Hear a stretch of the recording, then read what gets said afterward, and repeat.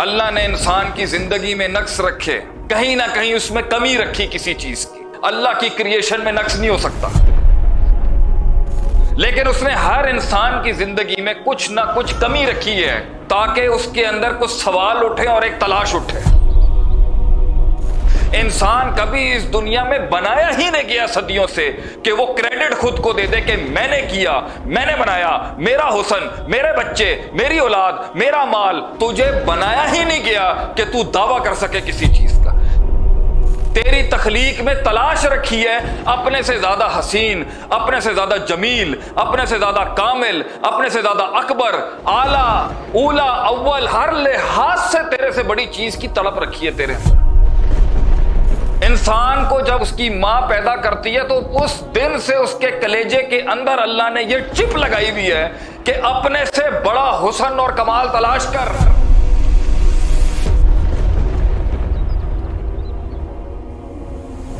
اللہ نے انسان کو تخلیق کیا تھا اس ڈائی کے اوپر، اس میں نقص رکھے تھے اللہ نے انسان کی زندگی میں نقص رکھے۔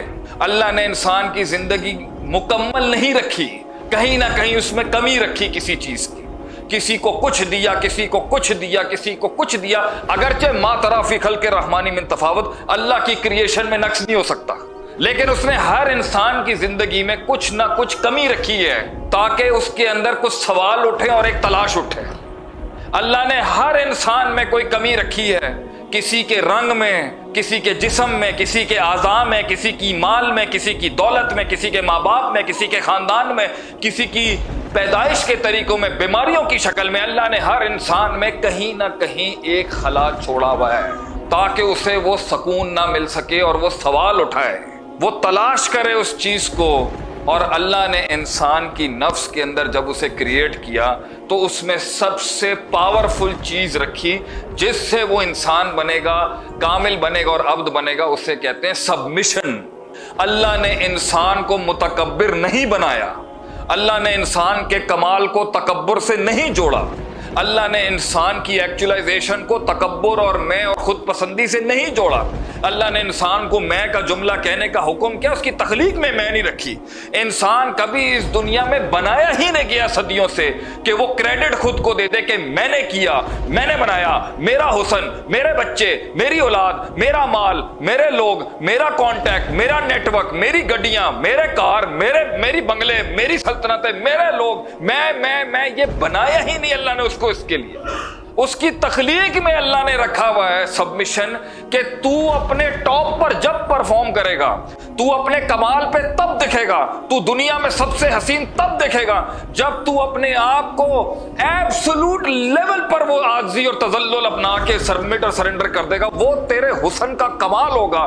تجھے بنایا ہی نہیں گیا کہ تو دعویٰ کر سکے کسی چیز کا۔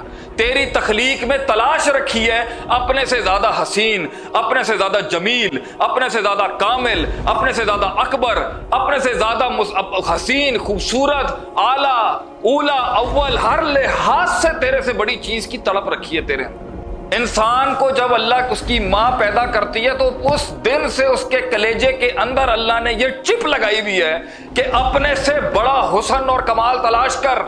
اللہ نے انسان کی روح کے اندر، چاہے وہ امریکی تھا، فرانسیسی تھا، پولینڈ کا تھا، روسی تھا، ہندو تھا، کچھ بھی تھا، اللہ نے اس کے اندر ایک تلاش رکھی تھی اپنے سے افضل۔ اس لیے فلسفی کا ایک مقولہ ہے، النقص فی الاشیاء یطلب الکمال۔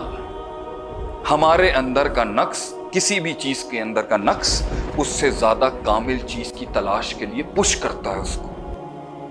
انسان کے اندر جب نقص ہوتا ہے نا، جب وہ نقص محسوس کرتا ہے، کمی محسوس کرتا ہے، تو وہ اپنے سے اعلیٰ ڈھونڈنے کی کوشش کرتا ہے۔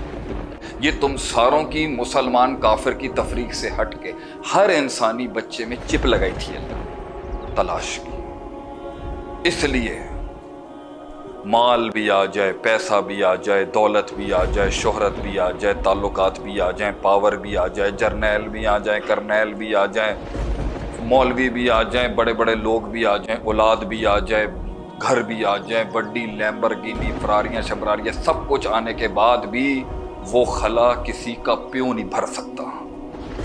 وہ خلا ہمیشہ رہا ہے، ہمیشہ رہے گا، ہمیشہ رہتا رہا ہے اور یہ دنیا کبھی بھی اس کی روح کو تسکین نہیں دے سکتی تھی۔